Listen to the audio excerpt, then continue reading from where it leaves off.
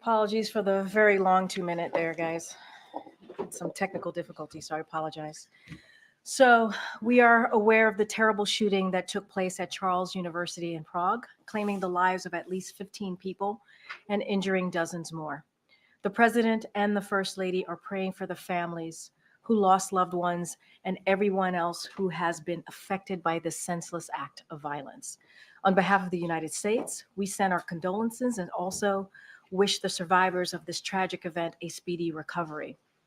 Federal authorities are in touch with Czech authorities as they investigate this incident, and we stand ready to provide additional support as needed.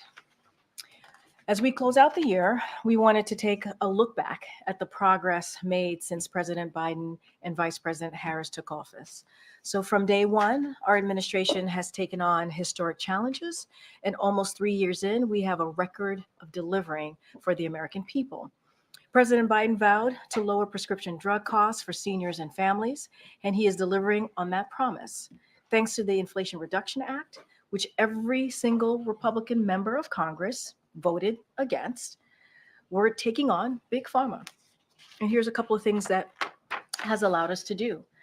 It has allowed us to cap the cost of insulin at $35 for seniors, allow Medicare to negotiate lower prescription drug prices for the first time ever, and save 15 million Americans an average of $800 per year on their health insurance. Despite never-ending attacks from Republican officials, more Americans are covered by quality, affordable health insurance than ever before, including 7 million more Americans enrolled through the Affordable Care Act. Now, the president and the vice president have also taken executive actions to fight back against state abortion bans that put the health of women in jeopardy, force women to travel out of state for care, and threaten to criminalize doctors. Onto the economy for a second. Over 14 million jobs have been created under President Biden. That's every job lost in the pandemic, plus almost 15 million more jobs. And Americans have filed a record 15 million applications to start new businesses. That's helping wages and wealth rise. Both are now higher than before the pandemic. We're also cracking down on price gouging by banning hidden junk fees and airline tickets, credit cards, banking, healthcare, and apartment rentals. That work is saving Americans billions of dollars each year.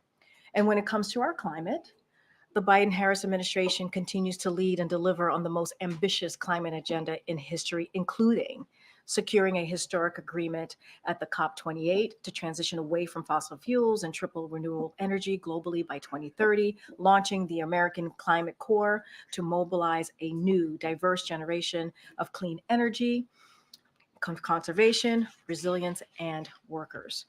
Taking bold action to cut emissions across the economy, including strong standards to reduce methane pollution from oil and gas operations. This historic agenda is unleashing a manufacturing and clean energy boom, with over $600 billion in private sector investments since the president took office. President Biden and Vice President Harris will continue building on this progress that we've made the first 2 years in the years ahead, and that is how we see our progress has been over the last 2 years under the Biden-Harris administration. And now, as you all know, we are joined again by Admiral John Kirby, who is here to take a few questions on Israel and the deal to bring home wrongfully detained Americans from Venezuela, and the president's call with President AMLO that he had earlier today. And with that, Admiral.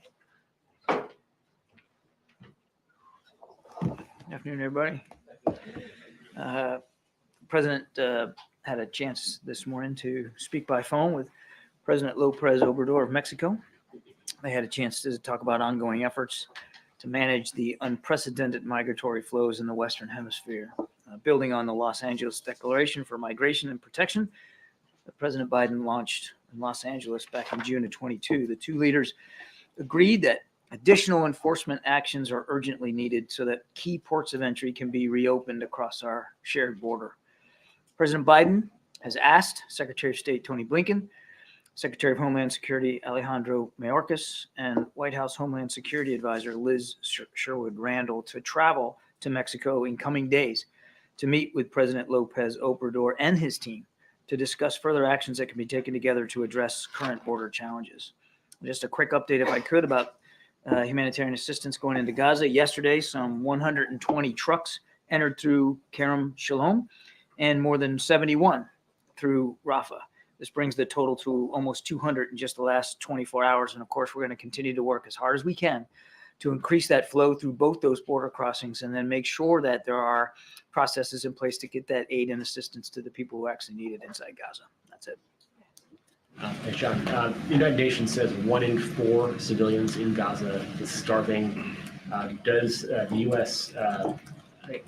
believe that assessment or accept that assessment of the situation on the ground in Gaza? And who is to blame for the humanitarian situation? Well, we're certainly not in a position to dispute those numbers or that assessment. I mean, we certainly agree that there is an immense amount of suffering inside Gaza, hunger obviously, but also health needs as well. And with winter coming, harsher weather is going to make it tougher for people that are not able to shelter. So we certainly share the concerns about the humanitarian crisis that's going on inside Gaza, which is why every day I come out here and talk to you about the things we're doing to alleviate that suffering. In terms of the responsibility, why are more trucks not getting in now? Who is saying no more trucks? Is it inspection capacity? The Israelis say that the UN doesn't have the capacity to deliver the aid inside Gaza. Where is the bottleneck? It's not that somebody's saying no more trucks. We've been working closely with our Israeli counterparts to get that level up and sustained. And we've had days where it was and days where it wasn't. I mean, you have to remember this is also a war zone. It's an area of conflict, and that greatly increases the complexity of getting humanitarian assistance in a safe, secure manner.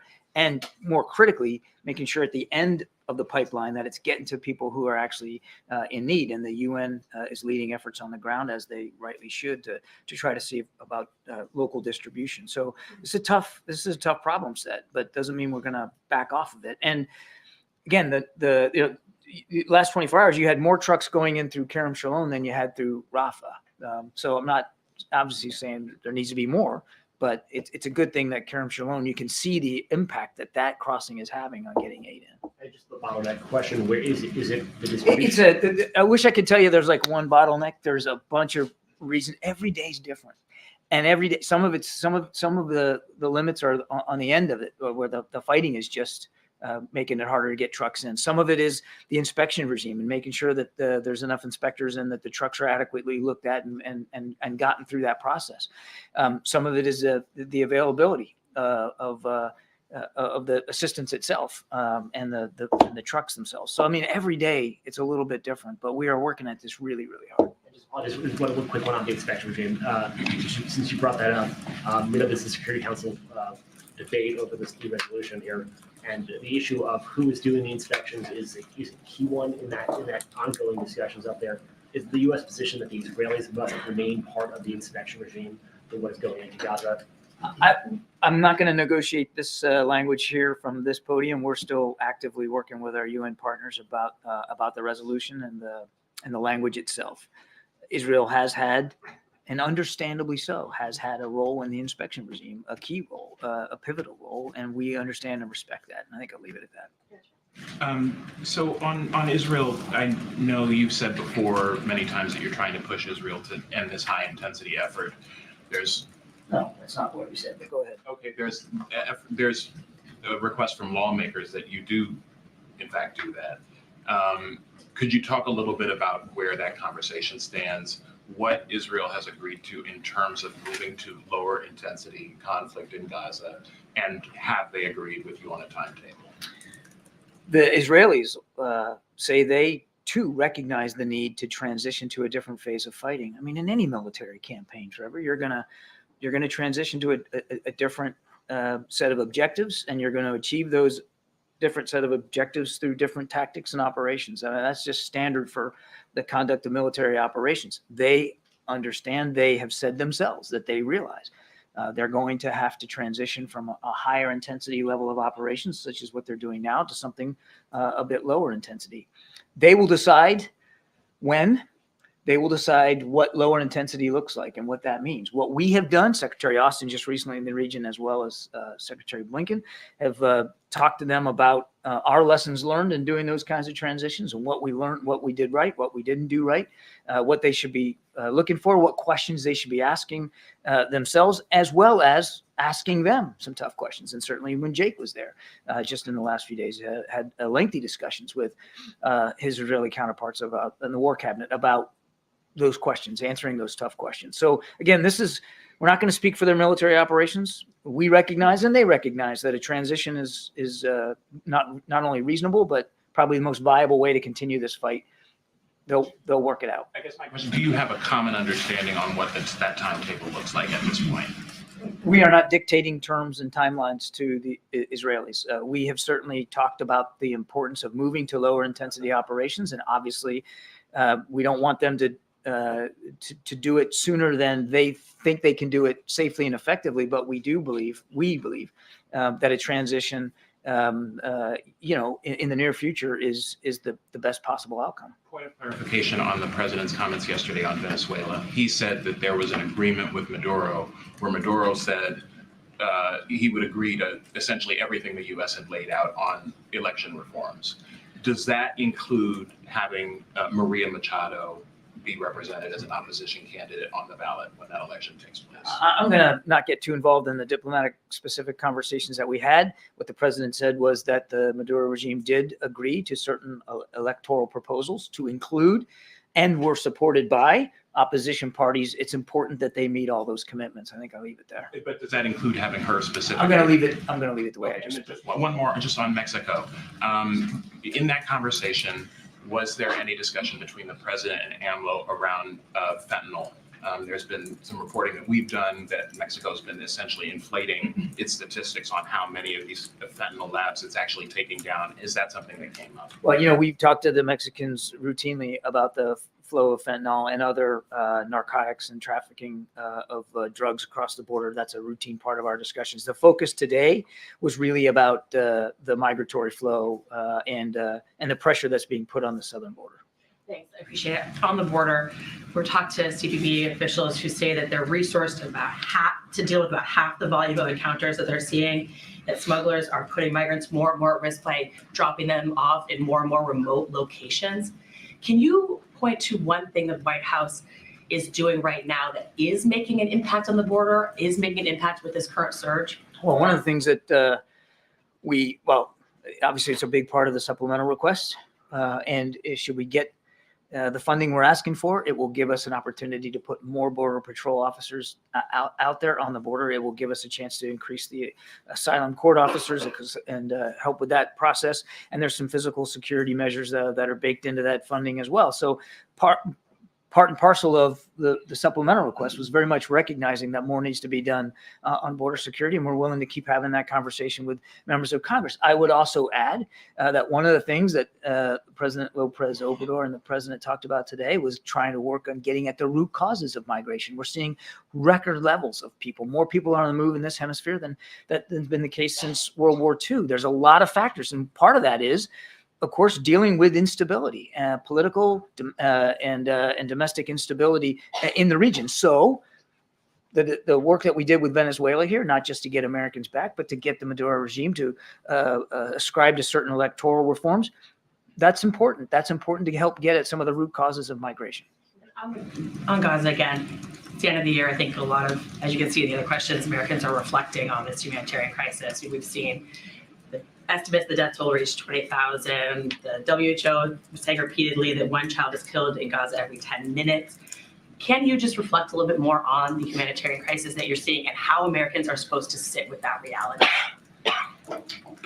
Nobody can look at the images coming out of Gaza and not feel feel a sense of pain and anguish for so many innocent people that have been displaced from their homes, families killed, many wounded, a lot of fear and uncertainty. We feel that anguish too every single day. And that's why we have worked. We're leading the world in terms of getting humanitarian assistance into Gaza. What I would ask Americans who are concerned about this as we head into the holidays to remember is how hard President Biden truly is working. The whole team is, and again, we're leading the world in many cases in terms of alleviating this pain and suffering of the people of Gaza, and we're going to keep doing that. But then why are we seeing these Democratic lawmakers?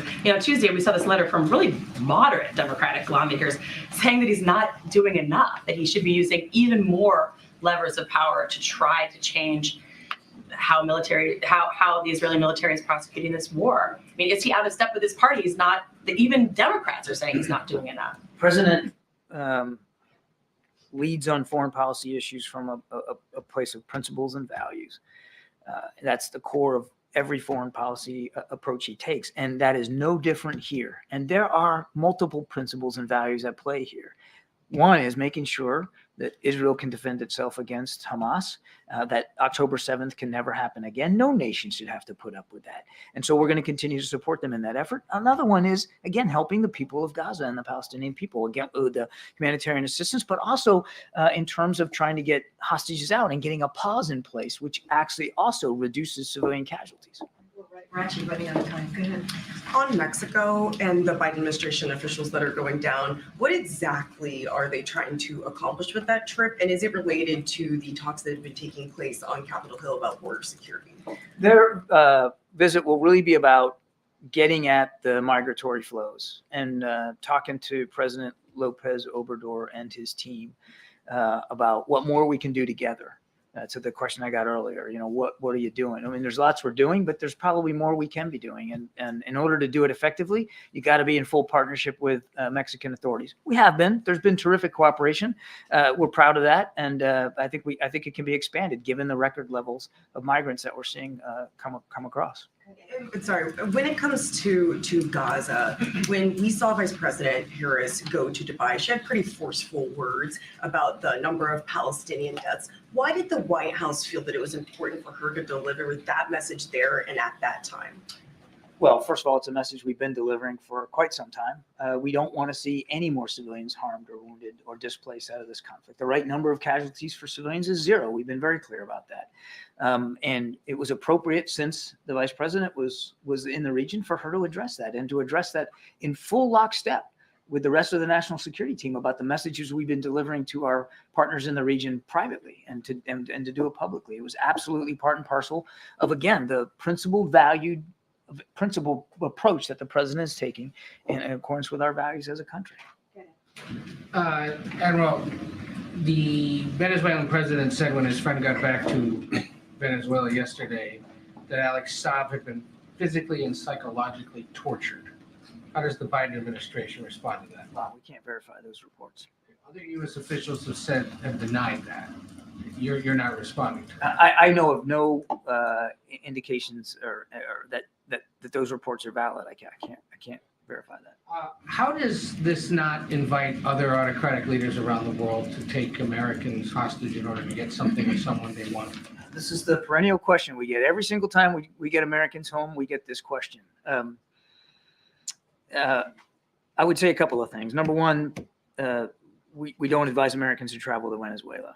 And Venezuela is one of those countries where we have a D designation for it. Like, if you go, as you business or pleasure, you need to realize what the potential detention threat is. And in Venezuela, that threat is high. So that's right there on the website. If you're going to travel, go to state.gov. It's all right there. We can't guarantee that if you go against our advice and warnings, that something might happen to you. And there are regimes, there are leaders around the world that make this a staple in terms of some of their policy approaches to wrongfully detain Americans and then try to make deals for it. Again, that's been perennial. That's been before this administration, and it will be after this administration. Doesn't mean that we aren't going to do everything we can, if you're wrongfully detained, to get you home. And sometimes that means making a tough decision. Sometimes it means making a decision that makes you kind of have to swallow hard to do it. This is one of those decisions. But we got 10 Americans back home, and we got Mr. Leonard, who was responsible for one of the worst bribery crimes throughout the Indo-Pacific with the United States Navy. He's now going to face justice here in the United States. That's a good outcome. And last thing I'll say on this is while the president's willing to make these tough decisions, he's not going to make a decision that is antithetical to our national security, our ability to protect and defend our national interests around the world. What would he say to current and former Justice Department officials who helped arrest and prosecute Victor Bout and saw him handed over to Russia, and then helped arrest and were working on prosecuting Alex Saab and saw him handed over? What's to say that they're not working today on some other case that may end up with that person being returned to their home? He would say to them, as he would say to Americans around the world, as we make these tough decisions, and they are tough, Ed, he's going to do it with our national security interests firmly and foremost in mind. But he also has an obligation as President of the United States to look after the safety and security of Americans overseas, particularly those who have been wrongfully detained. So again, tough decisions. None are black and white and easy calls to make. But I would also encourage people to ask those families that are going to be reunited for the holidays, how they feel about the decision-making process. I think you're going to find that they're pretty grateful for the work that we've done and the leadership that we've shown. Since we don't get to ask them ourselves, we would have last night, maybe if he'd stuck around a little while. What would the president say is his foreign policy achievement of the year?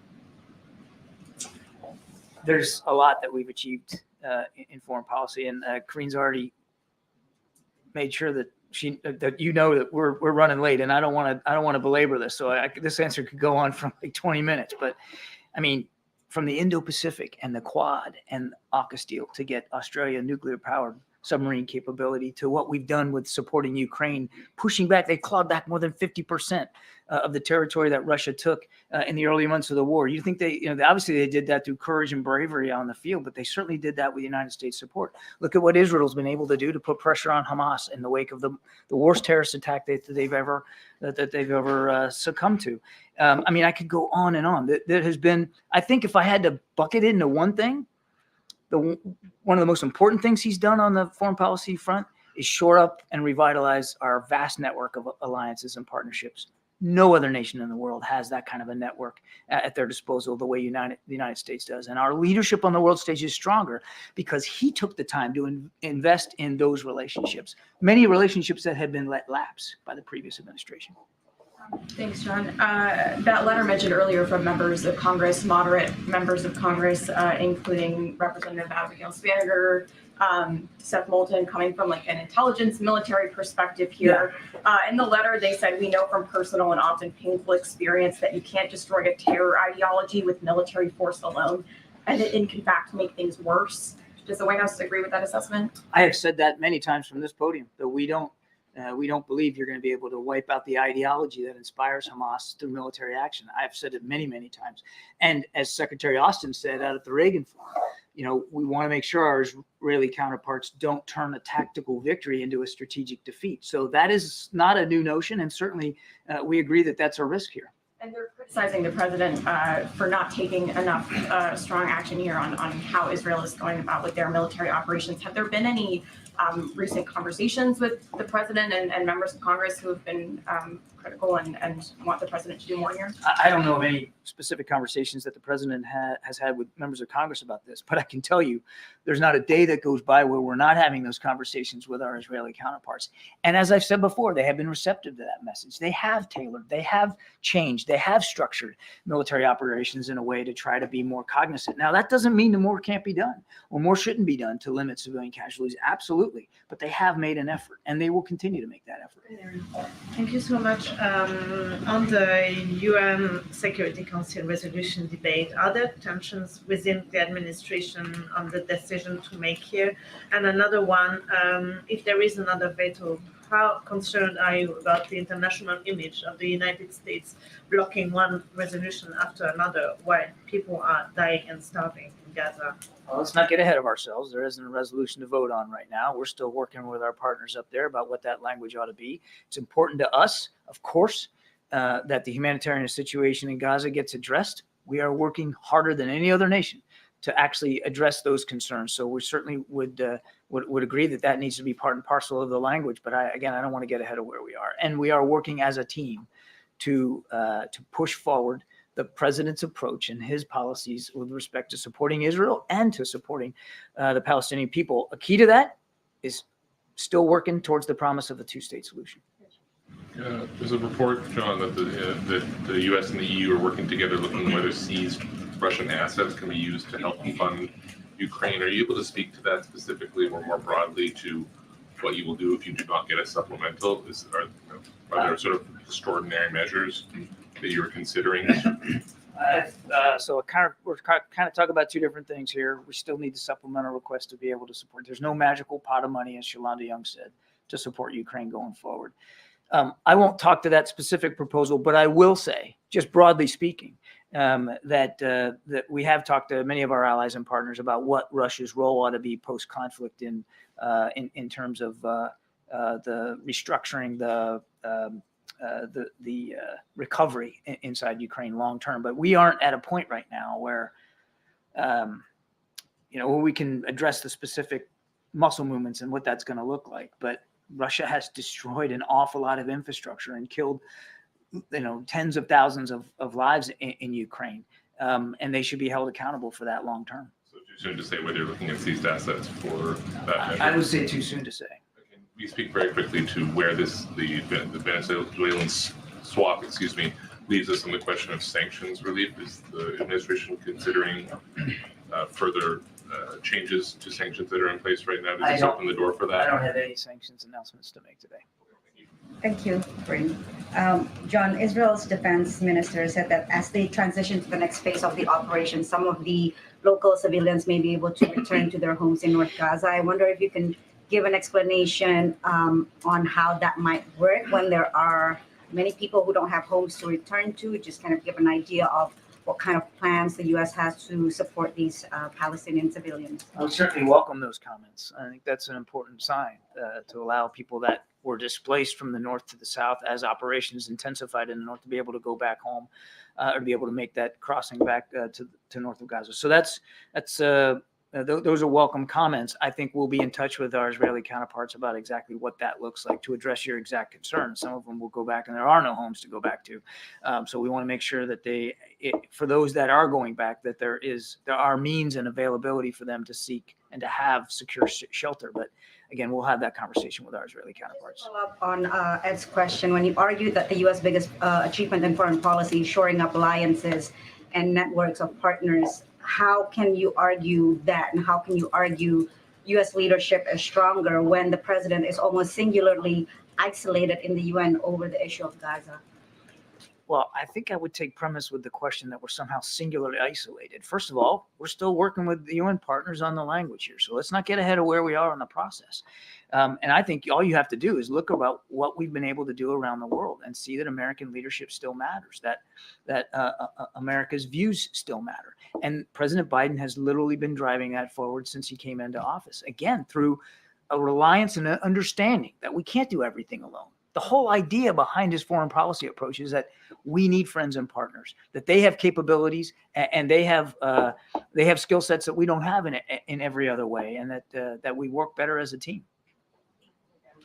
John, can you share just here today, since this may be one of the last briefings for a while, your assessment of where the status is of potential talks to secure another hostage deal and a pause in fighting? A lot of the families have expressed concern that this may get lost a little bit over the holidays and are worried that every day really matters here. It won't get lost over the holidays.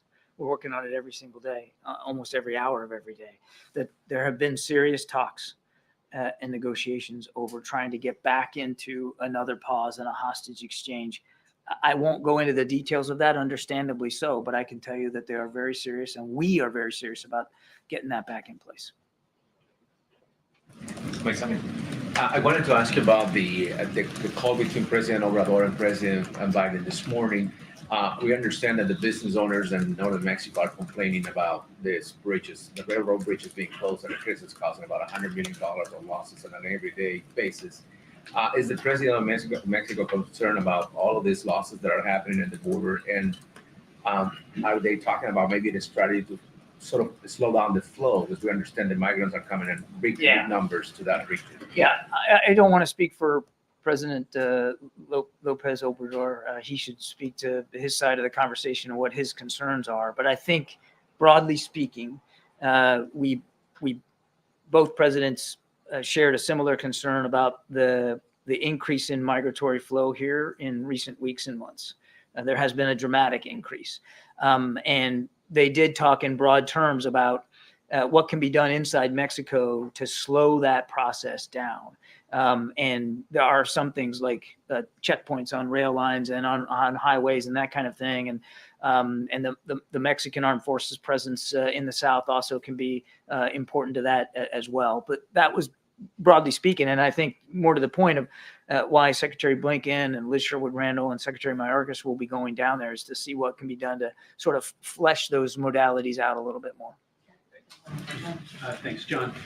More on the AMLO call. You mentioned that part of the discussion will be about the root causes of migration. It's something that other administrations have tried to tackle. It's something that this administration has tried to tackle. Earlier this year, there was a $4 billion announcement. Have those efforts in this administration made any noticeable difference when you talk about the spikes that we've been seeing? Noticeable difference In migration flows. Well, we've obviously, as I just said, in recent weeks and months now seen a spike, a significant spike in the migratory flow and the presence at the border. And that's one of the reasons why the two leaders thought it was important to talk today. And it's another reason why we're going to be sending down a team here in coming days very soon to speak with President Lopez Obrador and his team about trying to see what we can do to better stem this. I think before the recent big surge, there was a general decline in some of the migrant flows. Again, not perfect, not saying that it was down to a level that was comfortable for anybody, but there had been a decline. And so we want to see that same effort being applied again as a team going forward, and we'll see where that goes. But we're working on this really, really hard. How successful would you say the administration's efforts to stem root flow, to get to the root causes of migration? We believe that we've done a good job working with our partners in the region to try to get at some of the root causes, including political instability and crime. There is more that needs to be done. And I think it's important, again, as I said earlier, to keep this in perspective. You are seeing more people on the move for a variety of reasons across in this hemisphere than since World War II. I mean, it's a historic level of migration, and there's a lot of reasons for it. And we're not the only country that's facing this flow. So it's back to the question about alliances and partnerships.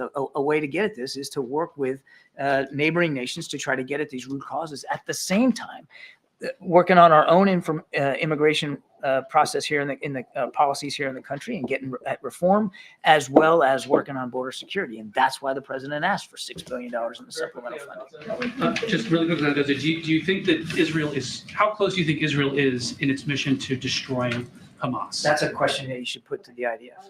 And then Paul Whelan says that he's afraid for his safety after being assaulted by another inmate late last month. He also says that he's being targeted by an official at the prison in retaliation for this official being admonished. Does the U.S. have any read on this situation, and are there any viable efforts or proposals underway to try to get him back? Very, very troubling reports that he would be under physical threat. I think we all so we're very concerned as we hear those accounts from Paul. We'll continue to work hard through our embassy in Moscow to make sure he gets consular access and that we can address these direct concerns with our Russian counterparts. But it's very troubling. I would tell you again that while I don't have a breakthrough to announce today, we did in recent days put forward a serious proposal. The Russians rebuffed it regardless of what Mr. Putin says. And we're working hard to see what we can do to get another proposal that might be more successful to get both him and Evan out. Really fast from the UN Security Council vote.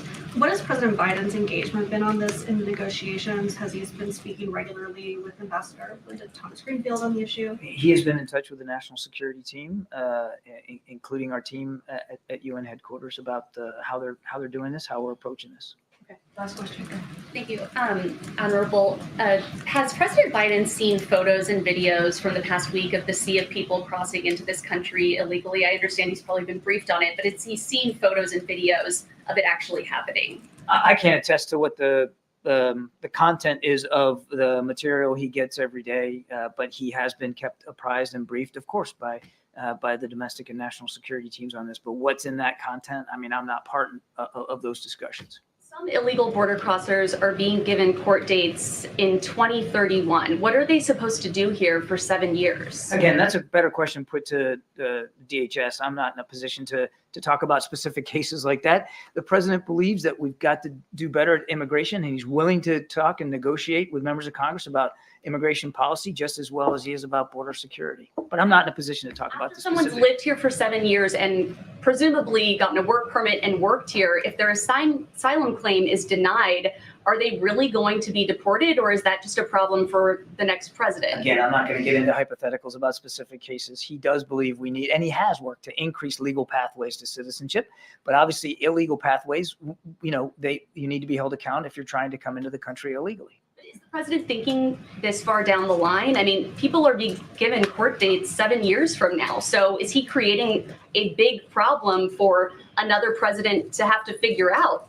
If these people are going to be deported after just working, living, maybe having families here for 7 years? Again, I'm not going to get into hypothetical cases here. On day one of the administration, the president put to Congress a proposal for immigration reform. He has said in recent days he's willing to have a serious discussion with members of Congress about immigration policy. So let's see where that goes. But he's taking the issue very, very seriously. Thanks, everybody. Hypothetical question. People are being given court dates in 2031. Thanks, Admiral. Happy holidays. Gazi. Thanks, Karine. Traditionally, the president will hold a press conference and talk about his record, make the case directly to the American people, defend some of the policy actions taken. The president, September 21st, doesn't seem to be doing that this year. Can you explain why he doesn't want to defend his record to the American people and make this case for his record to the American people directly? Well, I think that anytime the president travels and is in front of the American people, he does that. He did that in Wisconsin when he talked about Bidenomics. He talked about small businesses and how that's a pillar of Bidenomics and investing in America. So you heard him do that directly to the American people. Look, he does we make an effort to do a press conference as often as possible, whether it's here at home or abroad. As you know, he held a 2+2 with President Zelensky, which I think was an incredibly powerful, important moment for the American people to see what we have been doing to help the brave people of Ukraine fight against tyranny, fight against the aggression from Russia. And you saw him do that right alongside President Zelensky. And so, you know, the president certainly was very engaged with members of the press corps yesterday who traveled with him. He engaged with them 3 times, took questions, made a statement, really important statement about Venezuela and the hostage situation. And so this is something that we really make an effort to do. And we will continue to do that in 2024, do as many as press conferences as possible abroad and at home. You tell me, do as many as possible. What's the president? It's nothing as public sector. They obviously had a phone call this morning. I'm just wondering if you can, characterize why if you can make time on the president's calendar whenever you want. Well, he made time yesterday to talk to the press. Yesterday, he did. He talked to them. We made time to make sure that he gave a statement about what was happening in Venezuela, the hostage exchange, the swap that you all saw that was very successful. He made time to do that. He stood in front of the press pool in front of him and made that statement and took some questions. He did 2 other gaggles yesterday. So he certainly engages with the press, and he'll continue to do that. And yesterday, he spoke directly to the American people about Bidenomics, really showing what Bidenomics has done, what he's done the last 2 years. And I think that's important as well for the American people to hear directly from him. And we will make the effort to do press conferences here at home and abroad as well, just like we did last week with President Zelensky. And different topic on the situation at the border. John Kirby a few minutes ago said that the U.S. probably could be doing more to deal with the situation there.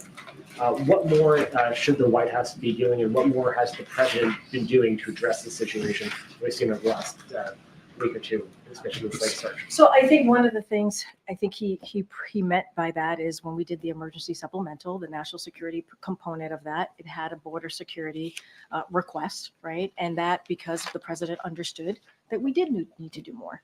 And that's why he asked for very important emergency funds to do just that. And what you're seeing certainly from the Senate side at this time. I know they have decided to go home, but those conversations to get border security, to get that bipartisan agreement continues. And we encourage Congress to get to that as soon as possible, certainly when they get back. So obviously we're having those negotiation conversations to get more funding because we understand, the president understands that we need to do more, and as it relates to what we're seeing, the flow of migrants that we're seeing at the border, DHS is maximizing its enforcement efforts. That is important.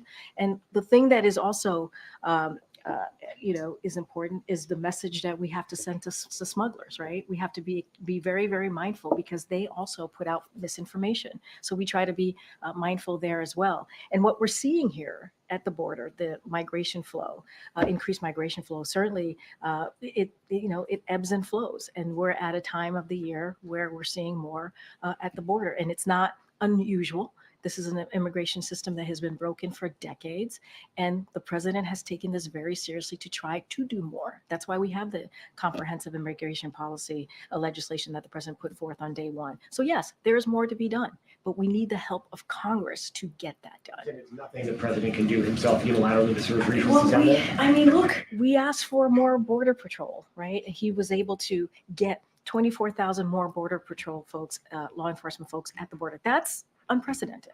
We asked for more, and you got Republicans in Congress who, especially in the House, who want to cut that. They actually want to do the opposite of what the president is trying to do. And so, look, the president has done everything that he can, right, on his own. There's clearly diplomatic conversation happening with AMLO and other folks, other leaders in the region. We're going to continue to have those conversations just to make sure that we deal with the flow.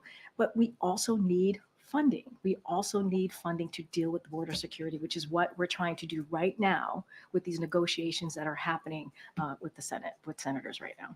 Okay, just to follow up on that, you said the president has done everything he can on his own on this issue.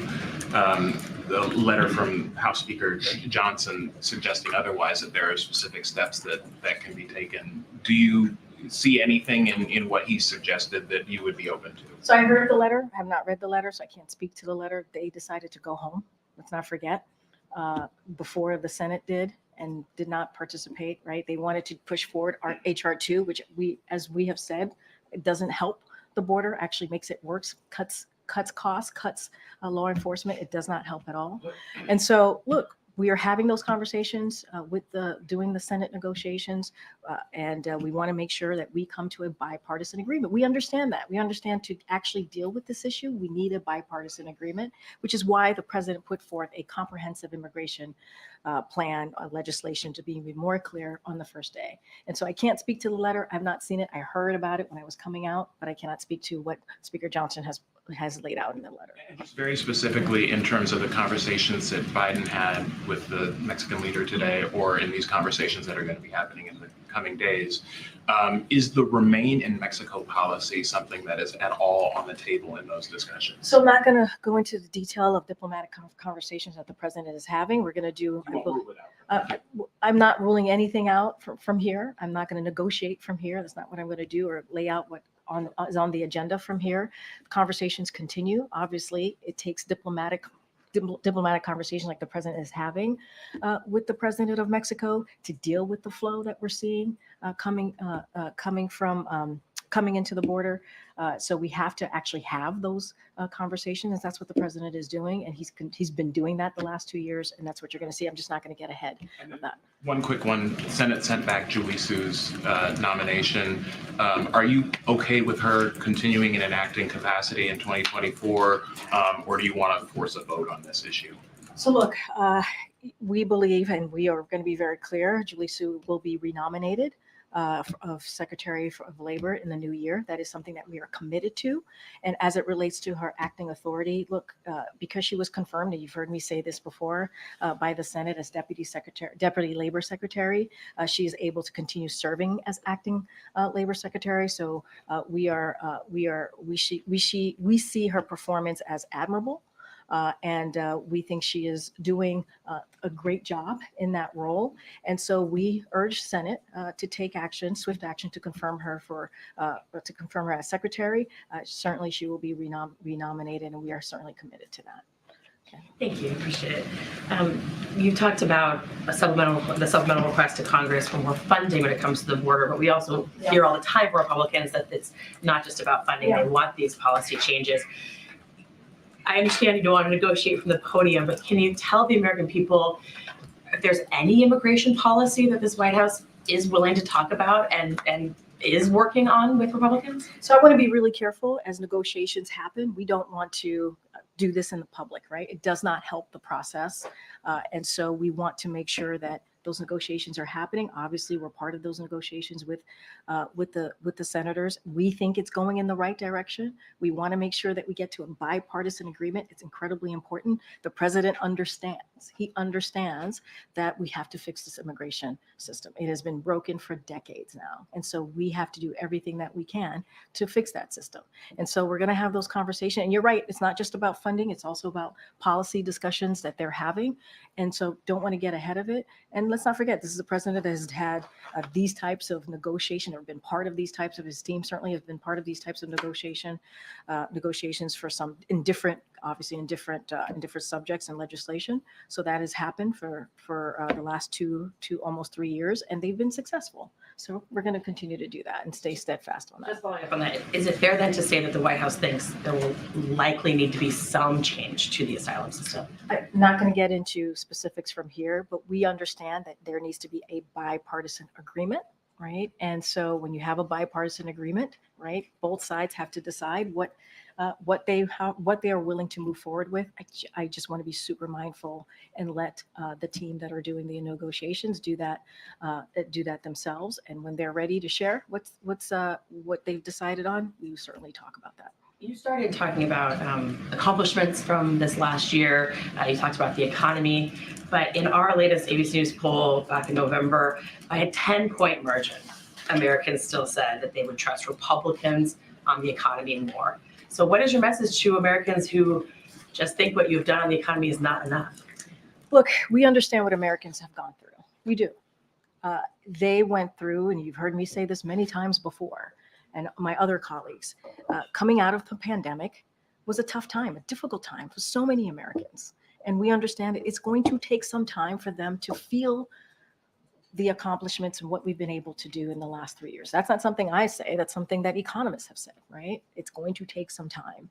What we can do is what the president did yesterday, right? He went to Milwaukee, Wisconsin, spoke directly to the American people, the people who live in Wisconsin, people who live in Milwaukee, to talk about what Binomics has done. He actually lifted a very important pillar of Binomics, which is small business. And there's been 14 million new applications this administration started on small business. That's important. That is investing in America. 14 million jobs created under this president. We have unemployment under 4%. All of those things matter. We see inflation is moderating. That's important. And so, look, we're going to continue to talk about it. We understand that Americans still feel things are unaffordable. That's something that the president said recently, and we're going to do everything that we can to lower costs. That's why we talk about junk fees, right? And that's why we talk about healthcare and making sure that we're lowering prescription drugs. As I said at the top, fighting big pharma. All of these things are important, and we just have to continue to speak to it. With the Congress being out now and not coming back until the first week or so after the start of the new year, they're going to be confronting a perfect storm of funding battles on Capitol Hill. 2 deadlines, supplemental budget requests on top of that, continuing resolutions that are expiring. Is the White House concerned about whether it's going to get anything accomplished in terms of Ukraine funding, for example, and the whole border security issue, while all of these funding issues are coming up at the same time? So look, I'm going to be really simple and to the point. These are important priorities for the American people. That's what Congress needs to understand. They're important priorities for the American people. Everything that you just listed. And Congress needs to take action. They need to take action. I will leave it to congressional leadership on the calendar and procedure and how they're going to move forward. But these are important actions that American people need. Okay. Does the president plan to invite Speaker Johnson for a one-on-one meeting in the Oval Office in the new year? I don't have anything to lay out on a potential meeting with the speaker. Is there a reason that hasn't happened yet? I just don't have anything at this time. I don't have a reasoning for it. I just don't have anything to read out. As you've known, they've spoken before. our team here, the Office of Legislative Affairs, obviously, and other senior leadership here at the White House have been in touch with his, if not his team himself. And so that is continuing, certainly continuing conversation. We speak to many members of Congress, whether they're Republican or Democrat. I just don't have anything on the president's schedule about it. White House have a response to this significant violent rhetoric that targeted the Colorado Supreme Court justices and Democrats following that ruling that would keep Donald Trump off the ballot there? Some of that violent rhetoric has come directly in response to his own posts on social media, but there were concerns raised about that and that spreading on social media. On violent language and rhetoric in response to that, targeting specifically the Supreme Court justices in Colorado. Well, we've been always very clear. Any intimidation, any violent rhetoric or violence, we're certainly going to denounce that and say it's inappropriate. And so we're going to be very, very clear. Any form of violence is inappropriate and obviously dangerous. And that is something that we're going to speak out against. Thanks. Does the president have any plans for the third anniversary of the January 6th attack on the Capitol? As you know, I think the president has done something, I think the last 2 years of his administration on January 6th and spoken certainly to the importance of our democracy. I don't have anything to lay out today as to the president's plan for January 6th. Okay. Thanks. The White House put out a statement about the meeting on Tuesday with senior administration officials and the CEOs of the companies that make the RSV vaccine for infants. Last week, the manufacturers had said they could have an additional 230,000 doses available in January. With that meeting this week, was there any new commitment from these companies? Did they say they could produce even more vaccines in this winter season if that's needed? So look, we've been very clear. We think families should have access to the RSV vaccine. It is important for families to have access to that. We're going to continue to do everything that we can to make sure that we urge manufacturers, right, to produce and release enough RSV vaccines that meet the demand that we're seeing, especially at this time. And so that work we're going to continue. We're going to have those conversations. We were glad to see the manufacturers announce an additional 230,000 vaccines that families need. And so we're going to continue to have those conversations. We want to see more. We want the needs to be met at this time. And so all I can say is that we're going to continue to have those conversations. We want to make sure that everyone who needs a shot gets a shot. So was that meeting this week just to follow up on what they announced last week? I mean, look, we have continued conversation with manufacturers, because we know how important it is to meet the demands that we're currently seeing, right? So that is going to be conversations that are going to continue from not just from this week moving forward to make sure that those needs are met and we have the vaccines, the RSV vaccines that families need.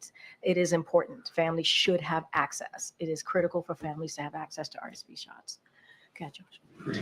The journal reported today that the U.S. is considering raising tariffs on Chinese electric vehicles, as well as other kind of similar products like batteries and solar panels. Can you give us an update on that and/or speak to the ongoing review of the China tariffs and when the president will make a final decision on them? So a couple of things. This administration continues to conduct its statutory review of the Section 301 tariffs on Chinese products. This review, as you know, is led by USTR in partnership with the interagency partners and stakeholders. We are taking a strategic, thoughtful, deliberative approach to a bilateral economic and trade relationship with China. And that certainly applies to our review of these tariffs. I just don't have any additional updates, but that has certainly been the path that we have taken on this. Months. Just don't have a timeline, but that's the updates that I can share with you.